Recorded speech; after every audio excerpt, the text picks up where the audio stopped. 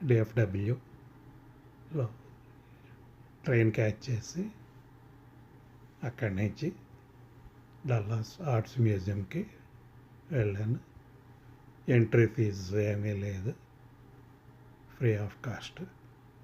1000 మంది వీటిని చూస్తున్నారు. వాళ్ళ నేను కూడా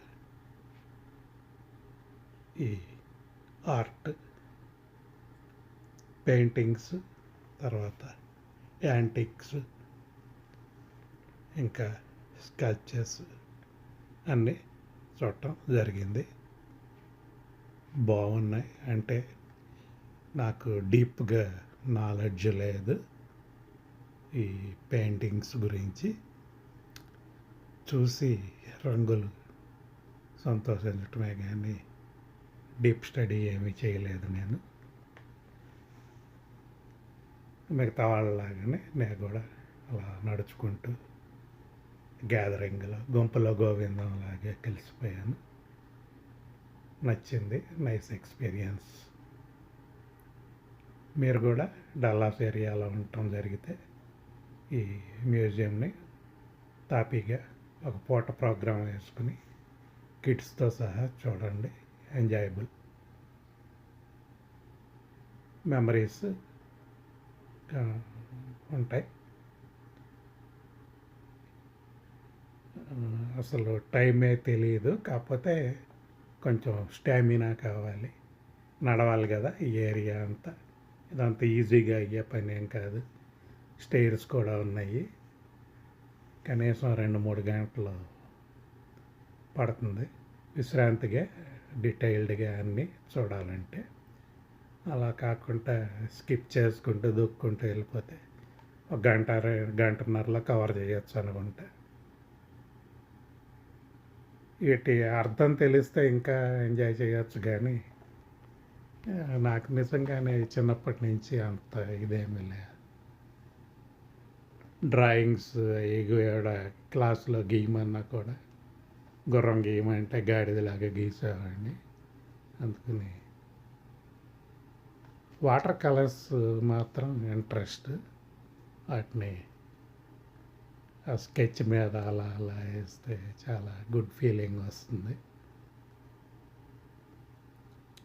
అన్నిట్లోకి కెమెరా వచ్చిన తర్వాత ఈ pen, pencil, sketch pens, markers వాడి వీటిని తయారు చేయాలని అనిపించదు. ఎందుకంటే ఈ చేతిలో పట్టుకుని కెమెరా అలా వీడియోస్ తీసుకుంటుంటే చాలా ఈజీగా అనిపిస్తుంది. ఇంకా బెటర్ రిజల్ట్స్ వస్తాయేమో అని అనిపిస్తుంది.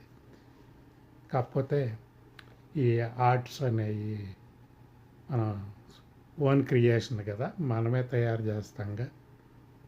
అదే ఫోటోగ్రఫీ అయితే ఆల్రెడీ ఎగ్జిస్టెన్స్లో ఉండదాన్ని అందులో ఫ్రేమ్లో బంధించి జనానికి చూపిస్తాం. ఒకటేమో కాపీ, ఇంకోటేమో ఒరిజినల్ అన్నమాట. సో క్రియేటివిటీ ఉన్నవాళ్ళు మాత్రం ఆర్ట్ జోలికి వెళ్ళి అందులో ఇన్వాల్వ్ అయితే మంచి సాటిస్ఫాక్షను ఉంటుంది. అలా కాకుండా డ్రా చేయలేక పెయింట్ చేయలేని వాళ్ళు ఉంటే వాళ్ళు ఫోటోగ్రఫీ స్కిల్స్ డెవలప్ చేసుకుంటే అదొక తృప్తి. ఎనీవేస్, ఈ అమూల్యం అంటారు కదా, ఒక పీసు లక్షల్లో, మిలియన్స్లో కూడా ఉంటాయి ఆర్ట్ పీసెస్. మరి అవి చేయగలిగిన వాళ్ళు మామూలు వైట్ కాలర్ జాబ్స్ వీళ్ళకన్నా కూడా ఎక్కువ సంపాదిస్తారు, ఎక్కువ పాపులారిటీ కూడా ఉంటుంది. అయితే అది గాడ్స్ గిఫ్ట్ అనుకుంటా. కొంత క్రియేటివిటీ న్యాచురల్గా ఉంటే తప్పితే వీటిని సృష్టి చేయలేరు జనం. ఇంతమందిని ఒకచోట చూసినప్పుడు వీళ్ళందరికీ ఎంత కళాభిరుచి ఉందా అని అనిపిస్తుంది. అమెరికన్సే కాకుండా ఇతర దేశాల నుంచి వచ్చిన వాళ్ళు కూడా కనిపించారు. ఇండియన్స్ కూడా, తమిళియన్స్, కొంచెం నార్త్ ఇండియన్స్ కనిపించారు. ఆంధ్ర వాళ్ళు మాత్రం 2-3 ఫ్యామిలీలు మినహాయించి ఎక్కువ కనిపించలేదు. అలాగే కొరియన్స్, చైనీస్ వీళ్ళు కూడా కనిపించలే. కొంచెం జపనీస్, కొద్దిగా బర్మీస్ కనిపించారు అంతే.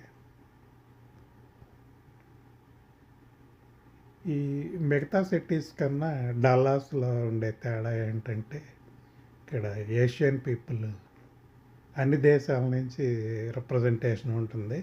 వియత్నమీస్, బర్మీస్, పాకిస్తాన్, బంగ్లాదేశ్, నేపాల్ ఈ అన్ని దేశాల నుంచి కూడా రిప్రజెంటేషన్ ఉంటుంది. కానీ జనాలు వాళ్ళందరినీ కలిపి ఏషియన్స్ అనో లేకపోతే ఇండియన్స్ అనో క్లాసిఫై చేసేస్తుంటారు. కల్చర్స్ రకరకాలు ఉన్నాయి. ఇందులో ఇవన్నీ కూడా యాంటిక్స్ కింద ఉంటాయి. వెపన్స్ ఉన్నాయి, అలాగే ఆర్నమెంట్స్, ఇంకా డెకరేషన్కి పనికి వచ్చే మెటీరియల్స్ కూడా చాలా ఉన్నాయి. ఇవన్నీ హిస్టారిక్ పర్సన్స్ వాళ్ళు కలెక్ట్ చేసినవి. కొన్ని మ్యూజియంస్ జనాలు డొనేట్ చేసినవి కూడా కొన్ని ఉన్నాయి. ఇందులో కార్పెట్ కాడ నుంచి చైరు, ఇంకా అదర్ ఫర్నిచర్ కూడా ఉన్నాయి.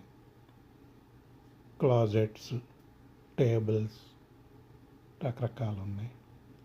వాటిని చూస్తే కానీ మనం వాటికి పేరు మనకి గుర్తురాదు. అలాగే రకరకాలు ఇవి ఉన్నాయి. ఫ్లవర్ వేజ్లు, ఇన్సెన్స్ వేసుకునే ఈ పాట్స్, బుద్ధుడు వీళ్ళందరూ ఉన్నారు. బుద్ధ కల్చర్ మనకి ఇండియాలో తక్కువే, కానీ అంటే ఇండియాలో కూడా నార్త్ ఈస్ట్లో ఉన్నట్టుంది. ఎక్కువగా నేపాల్, సిలోన్, ఇంకా అదర్ సౌత్ ఈస్ట్ ఏషియన్ కంట్రీస్లో బాగా పాపులర్. ఇండియాలో క్రిస్టియానిటీ పెరిగినట్టుగా, స్ప్రెడ్ అయినట్టుగా ఈ బుద్ధిజం అనేది నేపాల్ నుంచి సబ్ కాంటినెంట్ నుంచి మిగతా దేశాలకి సౌత్ ఈస్ట్కి స్ప్రెడ్ అయ్యింది. అంతేగాని అటు వెస్ట్ సైడ్ వెళ్ళినట్లేదు. అదంతా ఇస్లాం ప్రభావం ఉంది. ఈ ఆర్నమెంటల్ పార్ట్స్, పాటరీ ఇవన్నీ కూడా క్రాకరీ చాలా వాల్యుబుల్ హిస్టారికల్ యాంటిక్స్. మనం ఇంట్లో ఇలా పెట్టుకునే కన్నా ఇలాంటి మ్యూజియంస్లో చూసినప్పుడు ఒక ఆనందం మనకి. అలాగే మనం ఒక్కళ్ళమే కాకుండా కొన్ని లక్షల మంది ఇది బెడ్ చూస్తూ ఉంటారు. వాళ్ళందరికీ కూడా ఒక థ్రిల్. అలాగే ఈ సీనరీలు అవి తయారు చేసిన వాళ్ళకి, పెయింటింగ్స్ వేసిన వాళ్ళకి వాళ్ళ లైఫ్ టైం అచీవ్మెంట్ కదా ఇది. అలా చిరస్మరణీయంగా కొన్ని గుర్తుండిపోతాయి. అన్నిటికీ గుర్తింపు రాకపోయినా కొన్నన్నా అలా పాపులర్ అయిపోతాయి అన్నమాట. చూడండి అంత నైపుణ్యం ఎన్ని సంవత్సరాలు పట్టిందో వీటిని తయారు చేయటానికి. మనం చూడటానికి 5 నిమిషాలు కూడా స్పెండ్ చేయం. చేపాకారం, ముసలాకారం, రకరకాల యాష్ ట్రేలు, క్రియేటివిటీ అన్ని మతాల్లో, అన్ని దేశాల్లో, అన్ని ఖండాల్లో కూడా రకరకాల ఎవరి కల్చర్ వాళ్ళది. ఈవెన్ ట్రైబల్ పీపుల్ కూడా వాళ్ళ కల్చర్ వాళ్ళది కదా. కాకపోతే కామన్ థింగ్ ఏంటంటే అందరూ కూడా ఇటువంటి వస్తువులు, పెయింటింగ్స్, బట్టలు ఇవి ఒకటి తయారు చేస్తూ ఉంటారు. అవి రోజువారీ జీవితంలో వాడుకునే వస్తువులు కూడా అవి ఉండవచ్చు.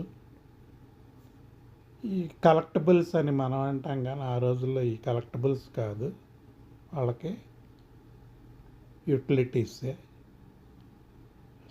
యుటెన్సిల్స్ కాదు. ఎంత టైం స్పెండ్ చేసి వాటి మీద ఈ బొమ్మలు తయారు చేయటం. ఇది డల్లాస్. ఈ మ్యూజియం బయటకు వచ్చిన తర్వాత ఇలా ఉంది. ఒకసారి ఒక 3 గంటలు మ్యూజియంలో గడిపి ఇలా సన్లైట్లోకి వచ్చినాక మళ్ళీ బయట ప్రపంచం ఎంతో అద్భుతంగా అనిపిస్తుంది. డౌన్ టౌన్ చూస్తాం. తర్వాత అందులో ఏదో ఒక పురాతనమైన చర్చ్ ఉంది ఈ మోడర్న్ బిల్డింగ్స్ మధ్యలో. దాన్ని పడగొట్టకుండా అలాగే ఉంచారు. దాని తాలూకు బెల్స్ అలా రింగ్ అవుతూ అదొక ఫీలింగ్. ఈ వీడియో మీకు నచ్చుతుందని ఆశిస్తాను. ప్లీజ్ మీకు కనుక నచ్చితే లైక్ చేయండి, నచ్చకపోయినా షేర్ చేయండి, సబ్స్క్రైబ్ చేయటం మాత్రం మర్చిపోబాకండి. Thank you.